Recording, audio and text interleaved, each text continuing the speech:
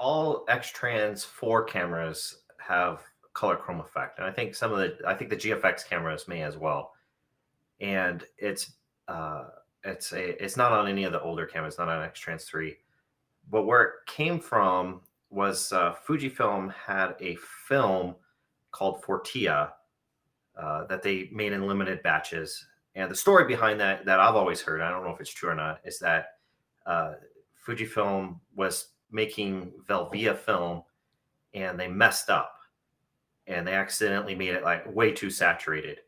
And instead of just tossing it out, they decided to make it a limited run film to coincide with the cherry blossom festivals. And it was a huge hit.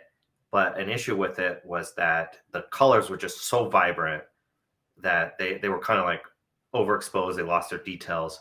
So the people at Fujifilm set out to fix that issue for future Fortia runs.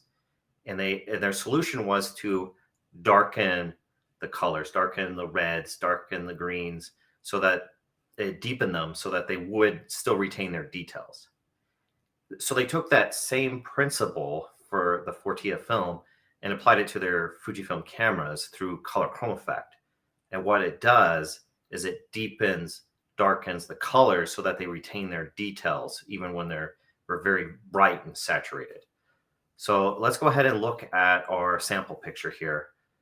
Can I just quickly jump in there Sure. for just 1 second? I am absolutely amazed at the fountain of knowledge that you have, Ritchie. I don't know where you find all this information and all those stories, but it's absolutely wonderful. And I love how it always puts things into context. And when you tell a story around a certain feature, it sticks in your head and it's so much better to remember. So I hope all of you can benefit from it as well. And I hope that was a little entertaining too, to kind of, it's not just something that somebody dreamed up in a lab one day. It was actually a real issue that the company had in the film era. And then that translates into something in our modern cameras. Yes. But Let's color chrome dive into effect, it. it deepens the colors. It affects reds and greens the most, and it affects yellows and oranges as well. It doesn't really affect blue. And we'll be able to see it here when we scroll through these pictures.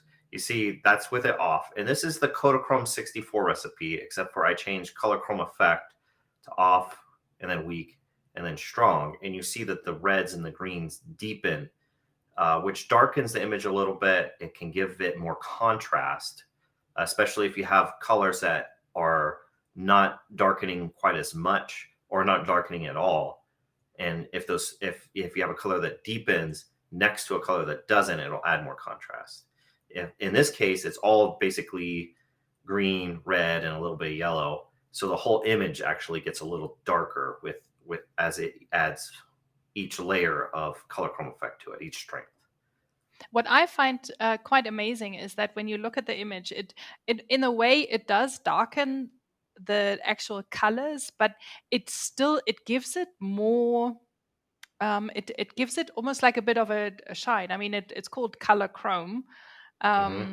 effect for a reason, and you can really see that it's not just a dark blotch, but the areas really come alive with the effect on. So I really, really like that a lot. Yeah, it can make a big difference in a picture. Mm, yeah, definitely. You can let us know if you've experimented with it, if you have used it, if this is all news to you, and what do you think about color chrome effect.